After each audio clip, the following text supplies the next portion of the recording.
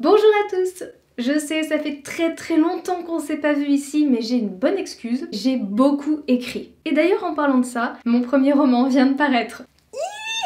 Et comme on pouvait s'en douter, c'est un thriller. Un thriller gothique! On est boneless ou on n'est pas boneless? Ça se passe dans le Paris des années 1950 au sein d'une maison de haute couture et le lecteur suit deux personnages au passé bien trouble. L'éditeur qui s'est occupé de mon précédent livre chez Gallimard, Le Mari de nuit, l'a adoré et il a même dit, accrochez-vous, que ça ressemble à du Simon. Meilleur compliment au monde quand tu écris un thriller, on est d'accord? J'espère que vous aussi vous allez aimer ce roman dans lequel, bien sûr, en plus du suspense, il y a plein de références historiques. J'ai eu énormément de choses à gérer dernièrement parce que je me suis lancé un défi complètement maboule. Mary Shelley aurait écrit son best-seller Frankenstein en 3 jours. Mais est-ce possible d'écrire un roman en seulement 72 heures? Il n'y a qu'un seul moyen de le savoir, je vais tenter l'aventure. En fait, je vais m'enfermer dans un hôtel littéraire pour écrire mon prochain roman en seulement 72 heures. Et je vais filmer le tout en live sur Instagram. Voilà, donc il se passe énormément de trucs, raison pour laquelle je n'ai pas eu le temps de tourner une vidéo dédiée pour YouTube, alors je vous mets tout de suite des petites vidéos de vulgarisation que j'ai déjà mis sur Instagram, mais je sais que nombreux d'entre vous n'ont pas Instagram et donc qu'ils seront contents de retrouver ça ici. Et pour ceux qui me suivent sur Instagram et qui se disent « la feignasse quand même », eh ben ouais, désolée. Mais en même temps, il se passe beaucoup de choses par ici en ce moment. Hâte de vous en dire plus. Zola a-t-il été assassiné? Une question qu'on peut légitimement se poser. Depuis qu'il a rédigé J'accuse pour défendre Dreyfus, l'écrivain a un paquet d'ennemis politiques prêts à utiliser la violence. Artistiquement parlant, c'est pas la grande joie non plus. Si ses œuvres sont passées à la postérité, de son vivant, l'auteur de Germinal n'est pas franchement apprécié. Sa manière de représenter la misère très frontalement lui vaut même d'être souvent caricaturé sous la forme d'un porc. Et le pauvre loulou présentera sa candidature à l'Académie française 25 fois avant de comprendre que c'est pas franchement la peine d'insister. Mais revenons à sa mort qui a eu lieu la nuit du 29 septembre 1902 dans la chambre de son appartement parisien. Zola se couche paisiblement, puis soudainement est pris de nausées. Il croit alors être victime d'une intoxication alimentaire et retourne donc au lit. Ces nausées étaient en fait les premiers signes d'une intoxication au monoxyde de carbone. Au petit matin, les policiers trouveront Zola mort et sa cheminée fumante, curieusement bouchée par des gravats. Était-ce un simple accident? Peut-être pas.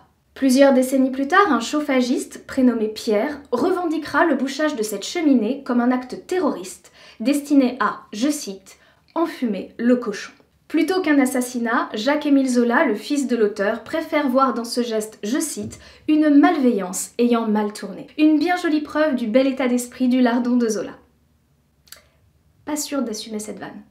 Connaissez-vous le point commun entre Simone de Beauvoir et Maupassant? Eh bien, si vous aimez ces écrivains, il ne faut surtout pas lire leur correspondance. Ça brise un peu le mythe. Vous le savez peut-être, à l'âge de 27 ans, Maupassant apprend qu'il est atteint de syphilis, ce qui n'a rien de honteux et est malheureusement assez courant en cette fin de 19e siècle. Mais ce qui est plus surprenant, c'est la manière dont il accueille la nouvelle. Dans une lettre, Maupassant écrira « J'ai la vérole majestueuse et simple, l'élégante syphilis. Alléluia, j'ai la vérole, par conséquent je n'ai plus peur de l'attraper, et je baise les putains des rues, et après les avoir baisées je leur dis « J'ai la vérole, et elles ont peur, et moi, je ris. » Ne vous affolez pas, contrairement à Simone de Beauvoir, Maupassant a des excuses physiologiques pour se comporter comme un salaud.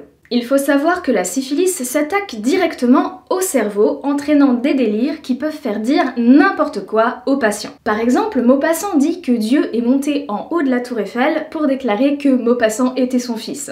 Les hallucinations sont également courantes. D'ailleurs, après avoir lu le Horla, le journaliste Frank Harris a écrit à Maupassant en lui disant « Excusez-moi, vous êtes sûr que vous n'avez pas la syphilis? Non, parce que vous êtes un peu...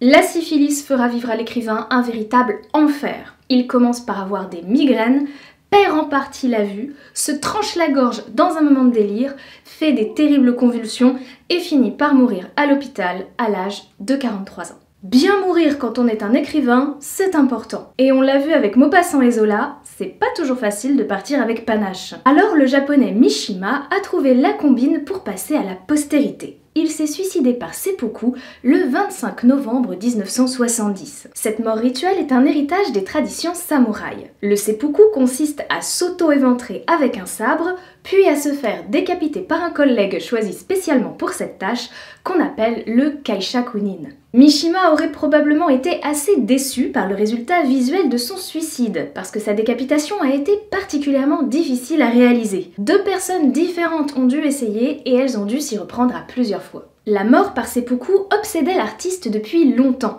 Il l'avait d'ailleurs décrite dans plusieurs de ses romans. D'après Marguerite Yourcenar, je cite, « La mort de Mishima est une de ses œuvres et la plus soigneusement préparée ». Et c'est pas faux. Mais cette sortie grandiloquente occulte actuellement un peu l'immense qualité de son œuvre. Vous saviez que l'auteur a été pressenti 3 fois pour le prix Nobel de littérature ? Et saviez-vous que Mishima avait également été acteur, avant de passer de l'autre côté de la caméra pour réaliser lui-même une adaptation d'un de ses livres. Et oui, à tirer sa révérence trop triomphalement, on éblouit tellement les gens qu'ils ont un peu du mal à regarder le reste de votre CV.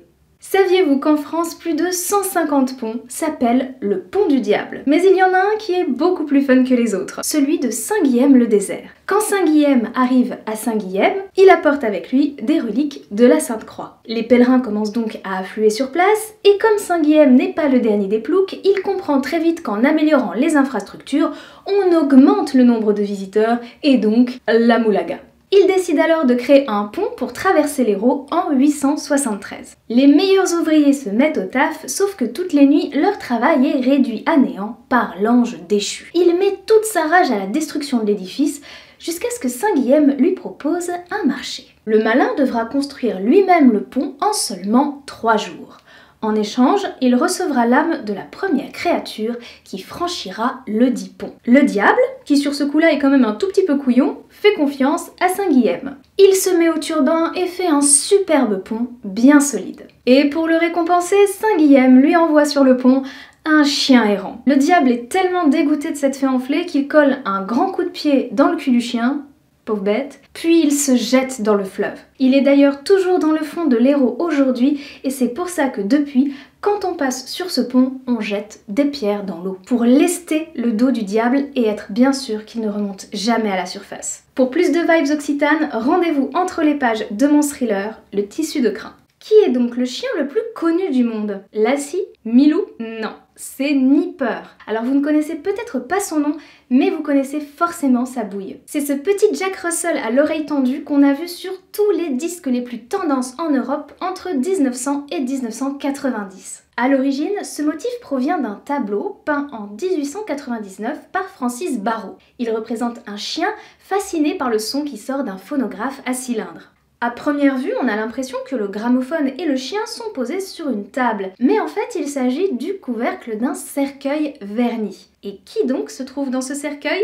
Eh bien c'est le maître du chien, Marc-Henri, qui n'est autre que le frère du peintre du tableau. Et ce que le chien écoute si avidement, c'est la voix de son maître enregistrée de son vivant. Et ça n'a rien d'étonnant puisque le peintre Francis Barrault est un grand copain de Thomas Edison. Et Thomas Edison avait une passion, c'était d'enregistrer grâce à ses innovations technologiques les paroles des gens qui allaient bientôt mourir. Chacun ses passions. Pour plus d'anecdotes grammophoniques, rendez-vous entre les pages de mon thriller, Le Tissu de Crin. Et si on parlait du premier féminicide du métro parisien? Yeah!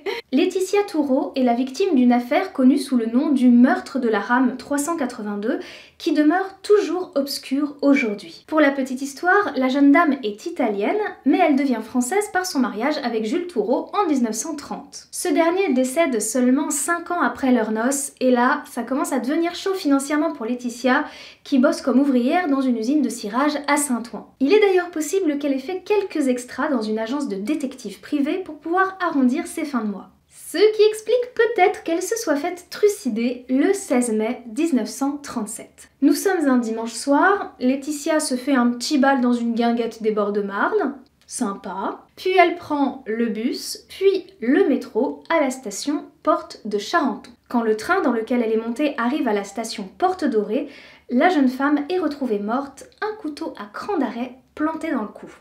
A-t-elle été traquée par un mari infidèle dont elle aurait prouvé la culpabilité quand elle travaillait dans son agence de détective?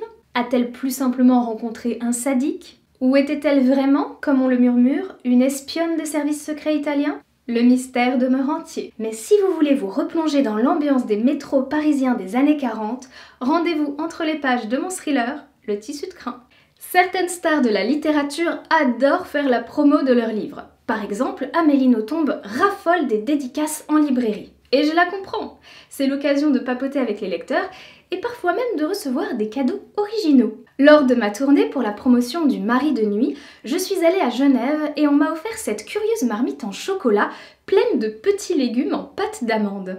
Figurez-vous que cette sculpture délicieuse est le rappel d'un événement historique. Le 12 décembre 1602, les troupes savoyardes du duc Charles-Emmanuel Ier tentent d'entrer dans Genève. Ils commencent à escalader la muraille, mais les habitants se mobilisent pour bloquer leur progression. Une femme, appelée la mère royaume, leur jette à la tête sa marmite pleine de soupe. Les soldats, terrorisés, font demi-tour. Pour commémorer cette victoire, les chocolatiers ont créé la marmite de l'escalade à la toute fin du 19e siècle. Depuis, le 12 décembre, on brise cette confiserie en disant fièrement « Et ainsi périr les ennemis de la République ». Merci beaucoup d'avoir regardé cette vidéo jusqu'au bout, j'espère qu'elle vous aura plu. On se retrouve très bientôt sur cette chaîne pour une compile, un résumé de mon Frankenstein, défi Frankenstein marathon sur Instagram. Et en attendant, bien évidemment, restez vivants et lisez mon livre. Ça se lit comme du Simon. Ah, je suis fière de la comparaison.